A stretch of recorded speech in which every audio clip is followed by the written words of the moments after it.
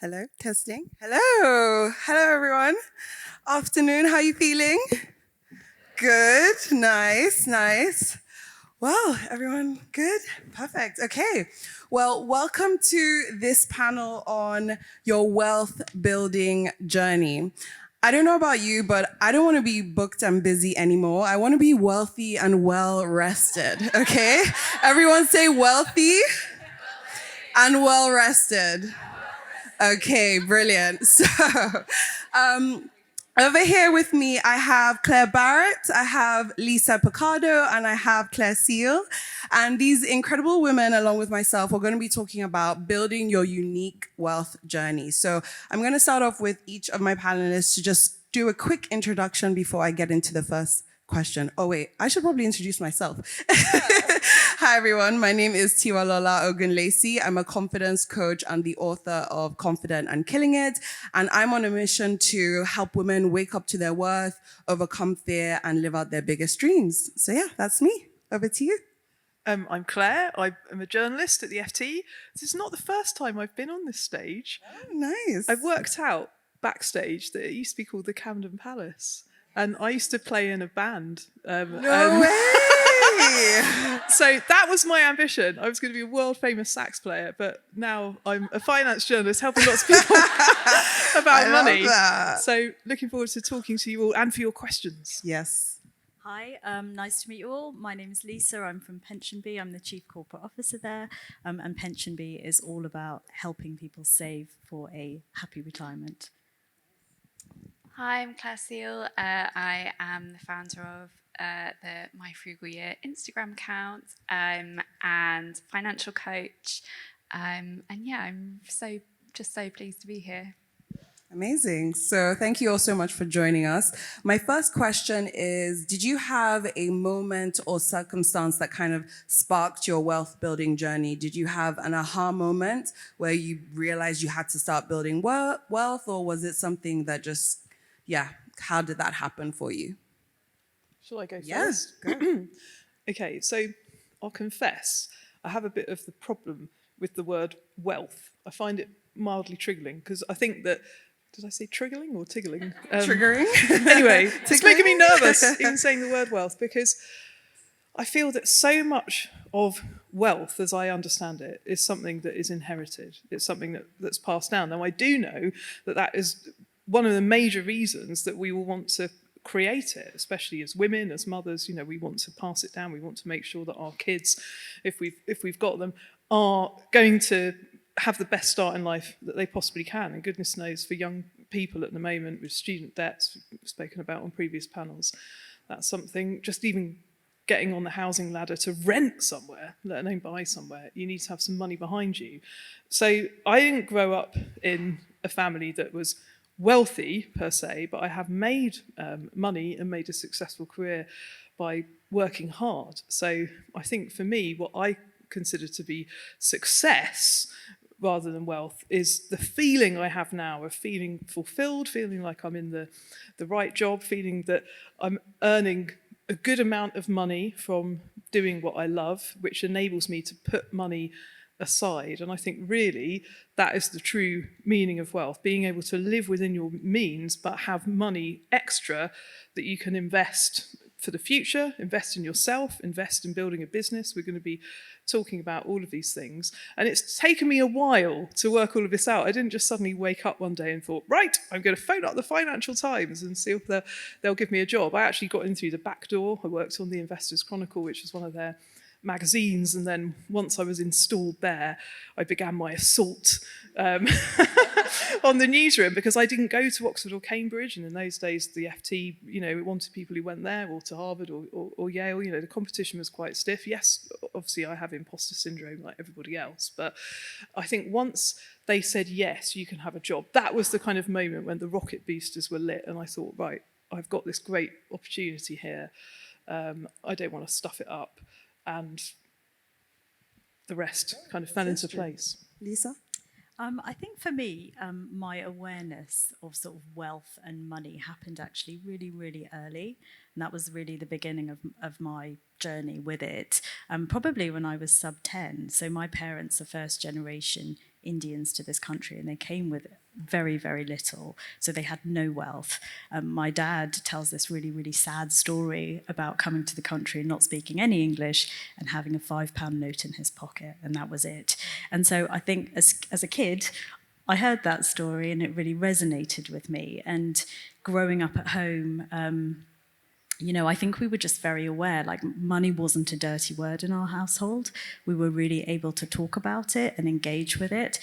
So I knew very early on, what did investment mean? What was a credit card when my parents made an investment in my education or, you know, in music lessons or whatever? It came with money that they didn't have. It came on a credit card. So I think I was pretty familiar with certain terms. And I think that openness, you know, that parents can have with children is actually really, really important. So my journey began with a ding moment of I'm just really aware. And of course, that took me to a place later where, you know, I'd start working really young and I'd get an internship in an investment bank and all the rest. Amazing, thank you. Yeah, so my aha moment was absolutely terrible. I was 29, I was earning 27.5 grand a year. It's exactly the amount that I had in credit card debt spread across 6-7 different accounts. I was up to the hilt of my overdraft. I had 2 young children. And Vivi, who spoke on one of the panels earlier, she refers to this K graph that happens in your wealth from the moment that you sort of enter the world of working and earning. And so your wealth can compound upwards. You know how to harness the power of interest, you're saving, or it can compound downwards. So you've come out of uni with some debt that you haven't cleared, you're not earning very much, maybe some things happen in your life that mean that you can't concentrate on money. For example, I had a baby at 25 who was not planned. He's amazing, but it really threw a spanner in the works of any catching up that I was planning to do. And so I very much was on the downwards kind of trajectory of that K graph, and it really spiraled. And then it's coming up to just about 5 years since I had that moment. It was on the phone to my bank, and they were phoning me to see why I was in an unplanned overdraft. I was being charged a daily fee because that's what they did back then. And the person on the other end of the phone asked me, when are you going to be able to sort this out? And I said, it's going to be the end of the month. This was the 14th of March. And she asked me something that no one had ever asked me before. She asked me why. And I heard myself say, there's just no money left. And I realised I never wanted to say those words again. And so I started thinking about it. I did what any sane person would do in that situation and started an Instagram account to sort of confess my financial sins. And at that moment, I had no compassion for myself. I didn't. I was very, very angry with myself. I read some of the things that I wrote back then. I think, God, I have so much more empathy for the person that I was then than I did at the time. But the 5 years since have been spent catching up, and we paid off the debt within 2 years. We managed to sort of cobble enough together to buy a house. I was very lucky. I changed career. I started sort of earning what I was worth, learned how to negotiate, learned how to charge properly. And I'm still very much like at the beginning of the journey of growing some wealth that, like Claire said, I could pass on to my children. But, thank God for that really low moment 5 years ago, because otherwise I would still be coasting, I think. Yeah. Thank you so much. That is so powerful, and thank you for your vulnerability. And I hope that inspires someone in this room, no matter where you are on your wealth journey. If you've hit rock bottom, there's absolute hope for you to be able to bounce back and to grow and get the wealth you deserve and to live the life you deserve as well. So it's never too late for you to turn things around when it comes to your worth. So thank you so much, Claire, for sharing that. So I want to. There's this kind of myth, and Claire Barrett, you kind of mentioned it, where it's like success or wealth is just work really hard at a job and you'll be wealthy. But actually, this is a myth that's often told to women: just put your head down and work really hard at this job, and then you'll be wealthy. But we know that there is so much more to wealth than just working hard at a job. One of the things you mentioned was fulfillment. Another thing that I often think about is productivity. And it's not just about working hard, you've also got to work smart, you've got to be intentional. So I would love to know, what does productivity mean and look like for you when it comes to building your wealth journey? Shall I go first? Yeah, feel free. I'm just so blown away by Claire. I think she's amazing.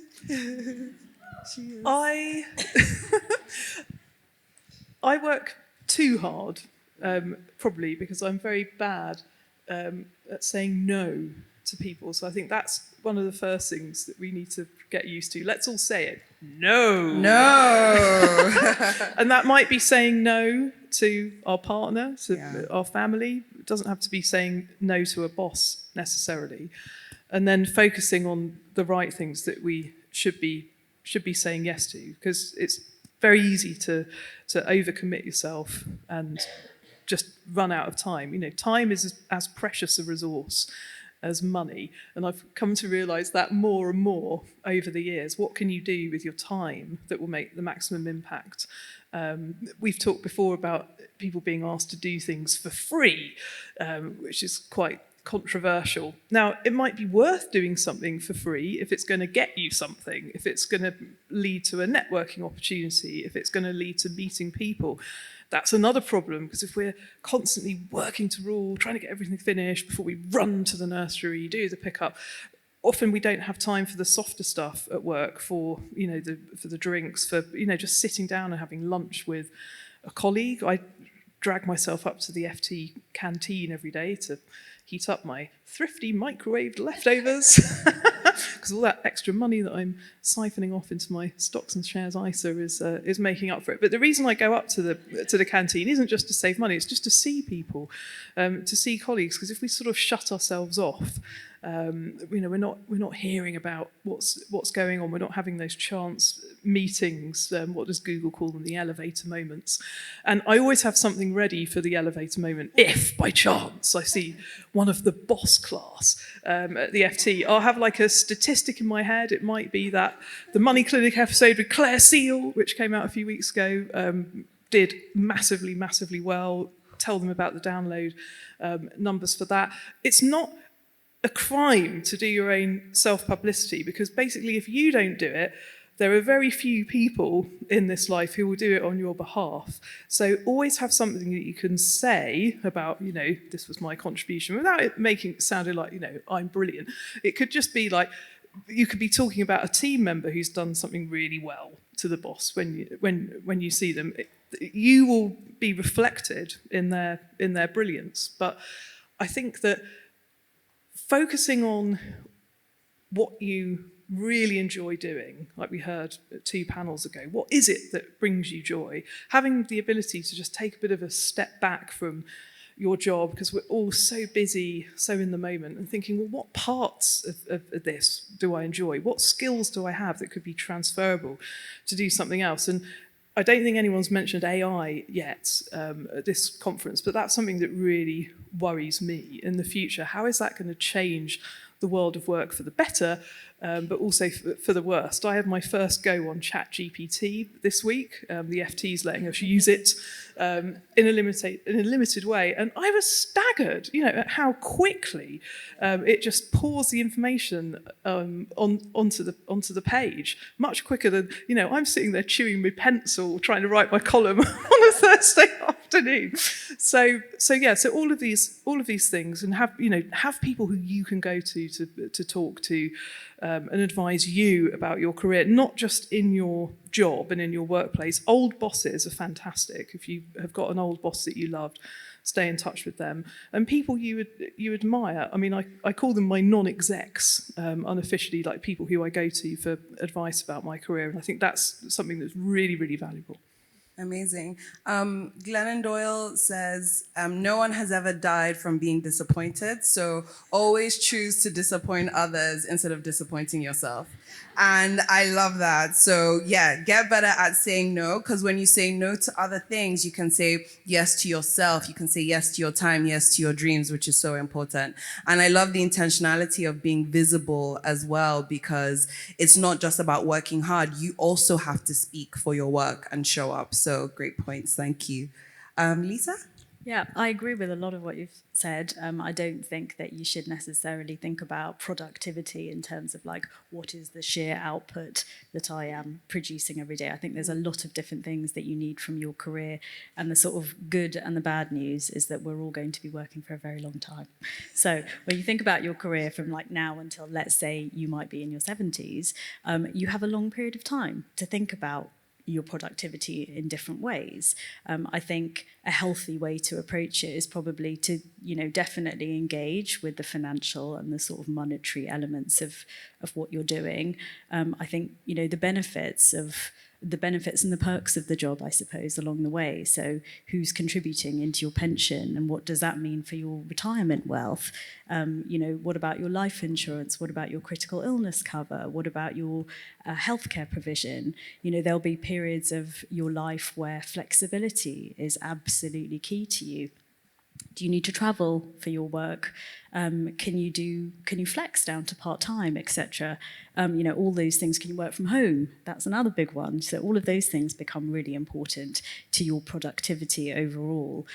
Building your network, Claire, you've talked about that a lot. I think that's absolutely key. Developing your skill set. And really, not forgetting the joy in all of it, because if you find joy in your work, if what you're doing fits with your values and your culture and you have the right purpose, then I think that allows you to have some longevity and sustainability in your career. So a lot of different things I think we have to think about, over the course of a very long time.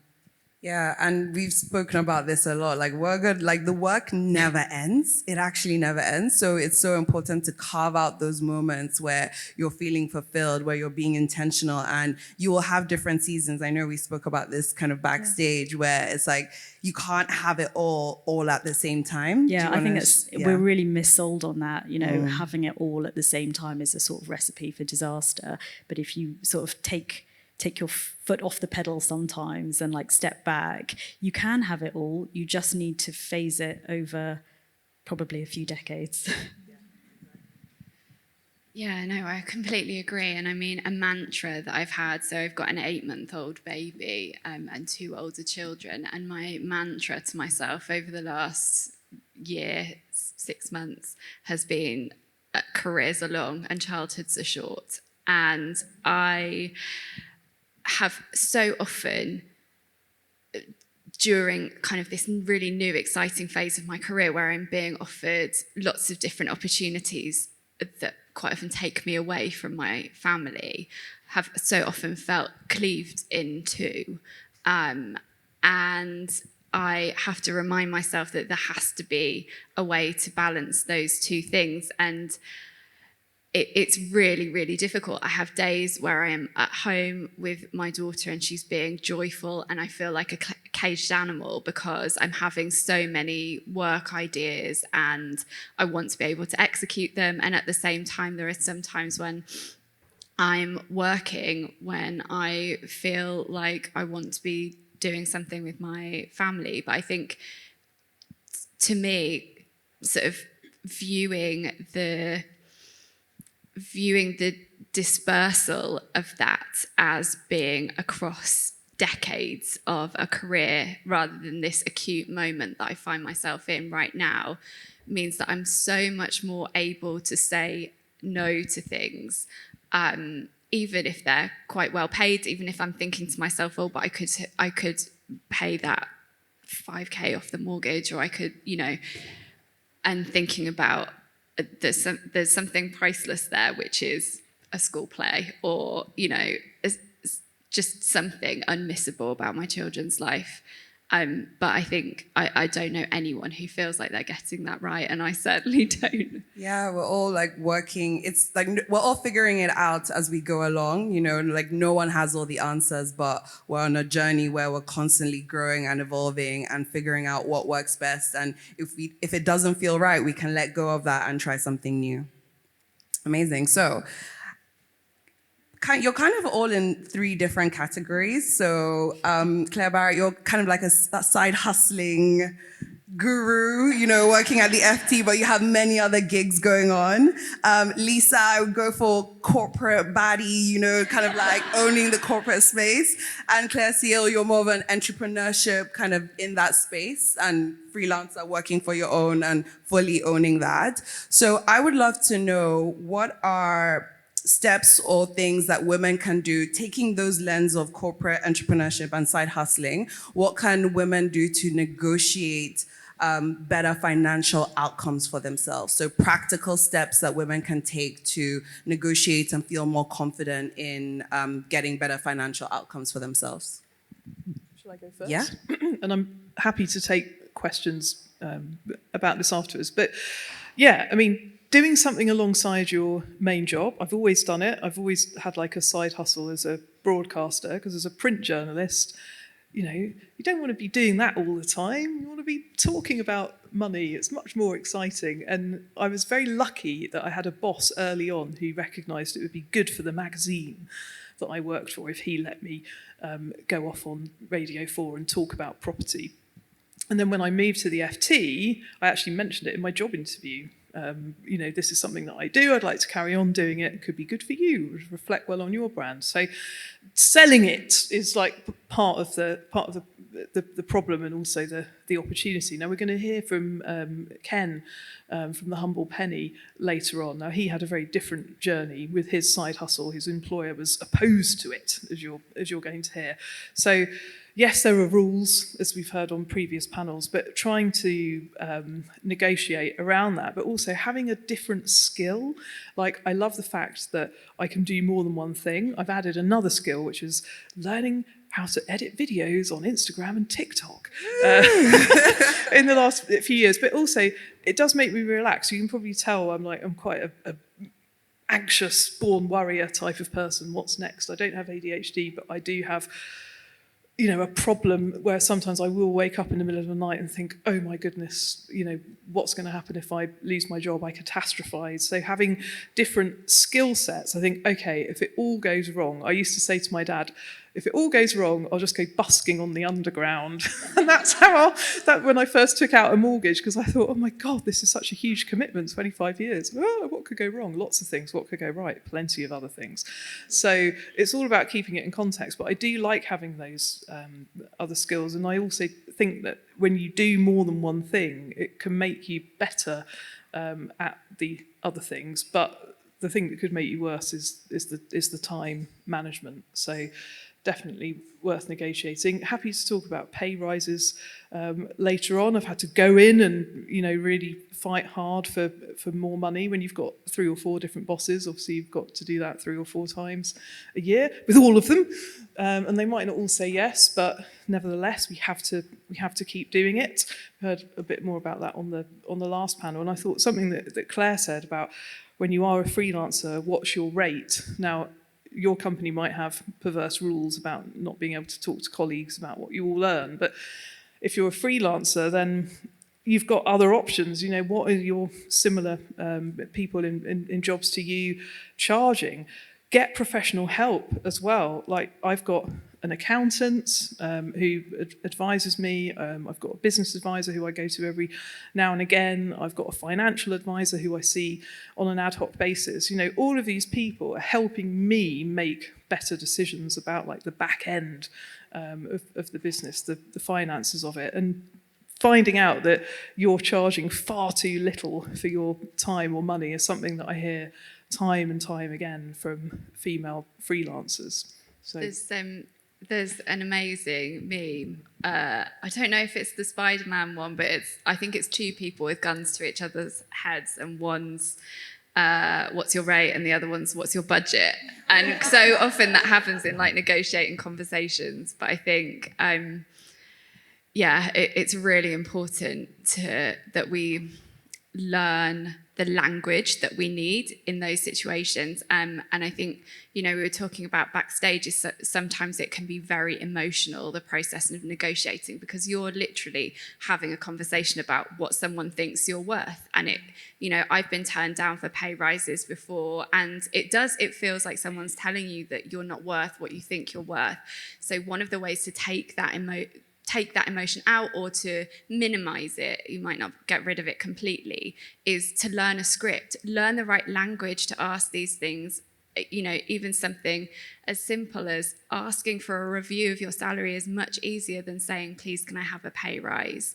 In a job interview, if you are being asked what your previous salary was, firing a question back and saying, what's the salary for the role? I think some of those frameworks are really important to learn, and also having a group of people, a community of people who in the freelance world especially are like advocating for each other and sharing information. If anyone asks me, like, one-to-one what I got paid for something, I always tell them. And I've had so many people, Alex Holder is one of them, Lara, who I think is here somewhere, is another, who, have told me what they've been paid for things, and it made me completely review the way that I was quoting. So I think, being advocates for each other, and sharing information with each other, like Claire said, is a really important thing for us to do. Yeah, absolutely. I love that. Community is so important. And also, as an entrepreneur myself, I've asked myself, what's the scariest amount you can charge right now? And then I did it. And they said yes. And I was like, yes! And then it was like, okay, I guess this is my new price, So, and somebody also gave me really good advice to always, every time you get a yes, add like £100 onto the next time they ask you for the price. So every time you get a yes, just keep increasing your prices. Because I was at a point where I was giving people my prices and everyone was saying yes to me. And I was like, hang on a second. And so I needed some no's to know that I'm really, getting close to what I should be charging. Can I share one story quickly? Yeah. So my uncle used to fix Singer sewing machines, God rest his soul, back in the day. And he told me this when I was like a little girl. And he said, like, sometimes people would bring in sewing machines that were so like old and knackered. They'd think, God, this is going to be such a bitch of a job to replace all of these bits. So they'd quote a really, really high price in the hope that the person would go away and scrap the Singer sewing machine. Yeah. But if they said yes, then they'd be paid a ton of money for doing this difficult job. And I do apply that philosophy to myself. Somebody asked me to do something quite difficult. I don't really want to do it. Got quite a lot on. I'll say, well, actually, yes, I could do it if the price was Singer sewing machine level. Mm-hmm. And sometimes they do say yes. Yeah. And you're like, wow, okay then. And another thing I really want to mention as well is your worth and your value are two different things. As a confidence coach, I really just want to share this very crucial point.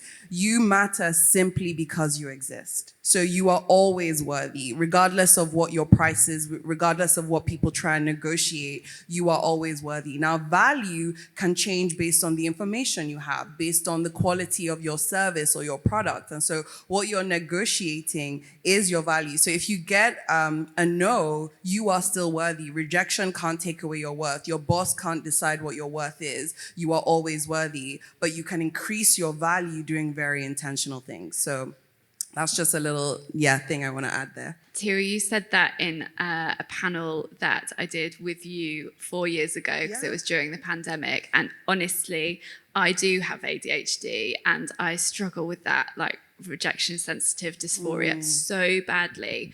And so many times remembering that you said that has saved me from such a massive spiral. So thank you very much for that and for sharing it with these. Oh, thank you. You're so welcome. Amazing. Okay, Lisa. Yeah, well, I'm going to What's the echo a question? lot I can't of... even remember what. Yes. I'll tell you what the question is because I've got it here. Better financial outcomes. Yes. So I think negotiating that. Yes. Yeah, absolutely. So closing the ask gap. The ask gap between men and women is huge. About 70% of women accept salaries without negotiating them. Wow. And that statistic looks a lot less for men. Surprise, surprise. So this translates to a lot of missed opportunities, and this really sort of compounds over time. So I think we have to not be afraid to ask. The second thing is to get your timing right. And you know, we talked about this a little bit before. You know, if figure out when does your company do its budget, and have a conversation which is sort of at the right time. And even if you don't get the right outcome from that conversation, don't be put off. You know, say, well, can I come back and visit this in 6 months' time? Or, you know, what does the next year look like, etc. So, you know, I would say sort of politely don't take no for an answer. And then I think in terms of that negotiation, I'd echo what you said about, you know, it can be a very emotional topic, and you want to go into it able to sort of be well researched and to present your side of things.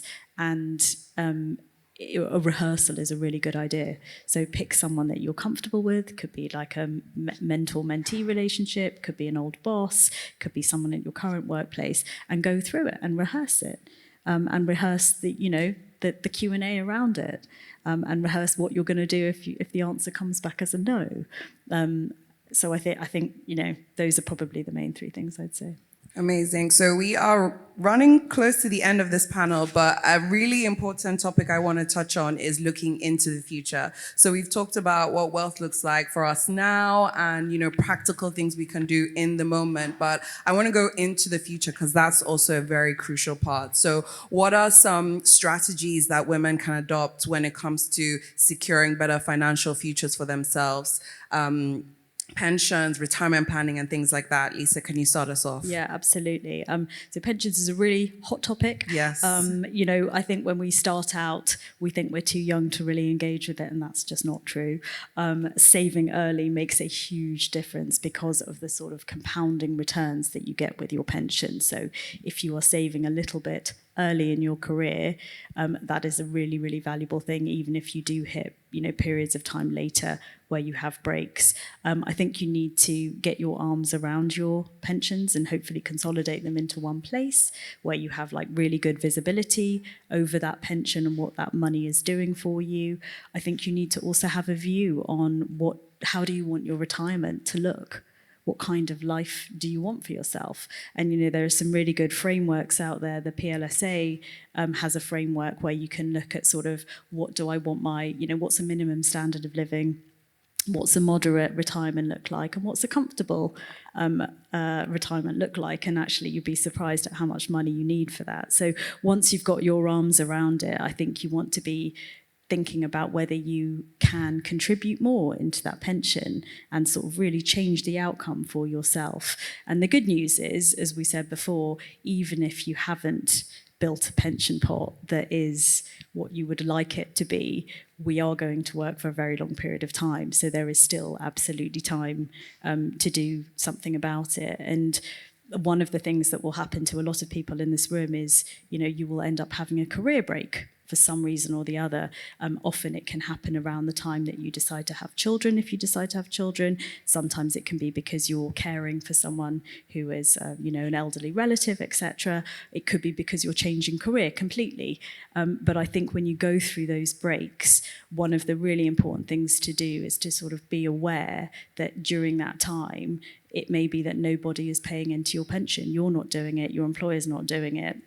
So I think having an awareness and thinking about like plugging that gap so it doesn't develop into something that's really big is really important. Absolutely. Yeah, and just to sort of jump on that last point is, you know, absolutely, if you are planning a family, and I didn't really ever plan my family, it just happened, but if you're planning a family, you should be talking to your partner about, you know, it really isn't fair if you have maternity leave, then you have a career break or you go back part-time. It's not fair that they're getting their full whack paid into their pension and you're getting nothing. You know, obviously, we usually hope that our marriages or our relationships will last, but if they don't, then, you know, that you might have a problem there, especially if you're not married and you're not necessarily entitled to, you know, whatever percentage of the other person's pension. So first of all, I would say, you know, if you're at that point and you've taken time out of your career and now have a big gap in your pension and you're getting divorced and there's all of these whispers of, oh God, she's even going after his pension. Go after his pension. He earned that pension, or she earned that pension because you were at home looking after the children that you created together. If you're not there yet, you split that money between your pension and their pension. They don't get it all.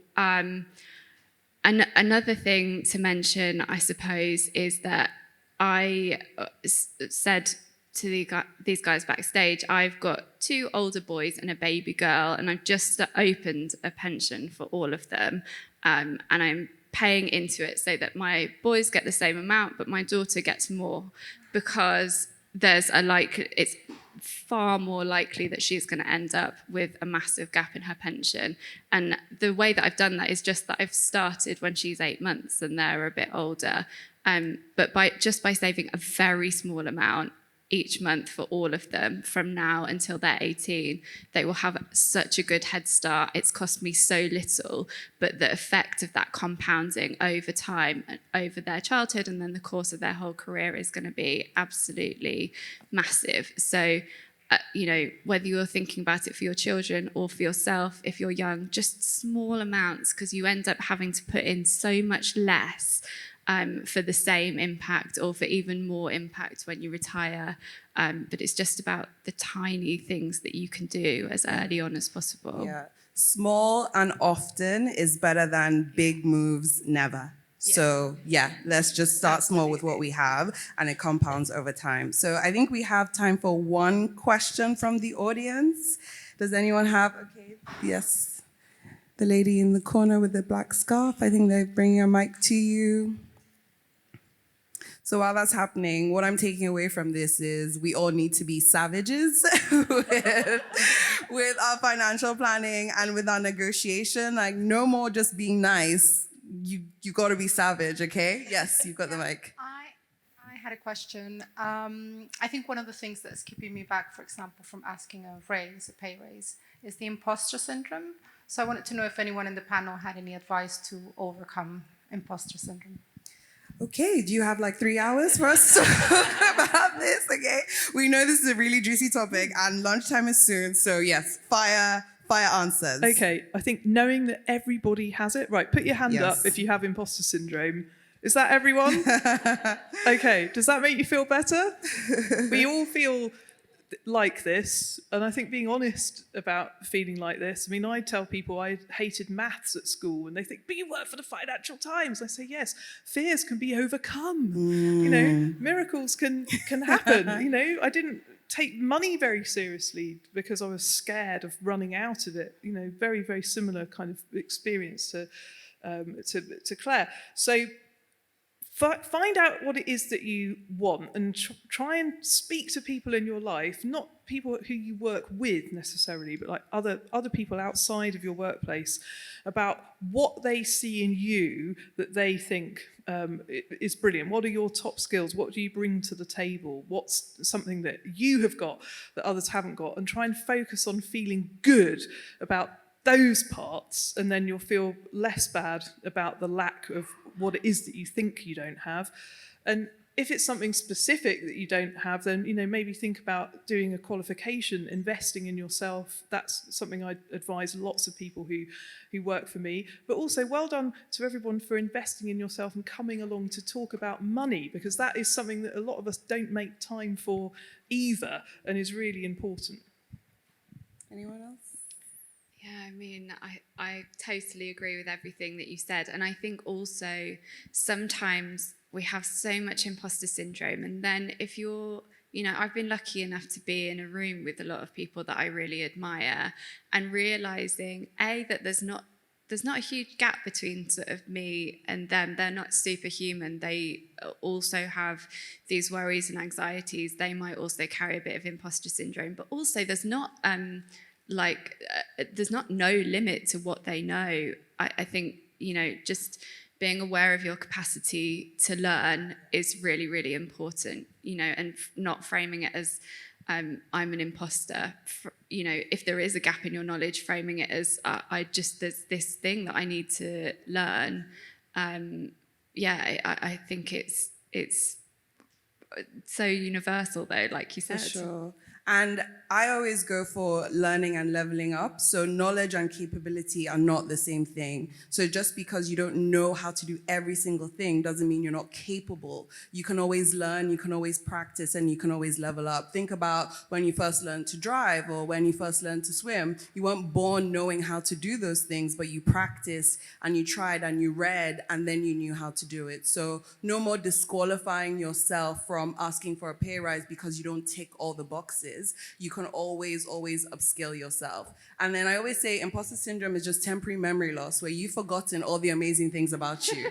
Okay, as Claire said, yeah. And so, you know, you have to know your strengths. You have to know what you're good at doing, because if you don't, the narrative in your mind will be that I'm not good enough, I shouldn't be here. And that shouldn't be the dominant narrative in your mind. So definitely get sassy with the imposter syndrome. Know what you're good at doing. Know your strengths. As Claire mentioned, ask people for positive things about you and live as that person, because that is who you are. And you've got to own it, because the imposter syndrome is ready to take it away. So you have to really fight for your strengths and your capabilities and take up space. So yeah, amazing. Thank you so much, everyone. This was such a great panel. Thank you to our panelists. Oh yes, in the bookshop, a couple of us have books, so we're gonna head up there now to sign a few copies. Yes, so if you would like to meet us, ask a few more questions, get a signed copy of our books, please head up to the bookshop and we'll be there shortly. So yeah, thank you all so much. Woo! Woo! Fabulous.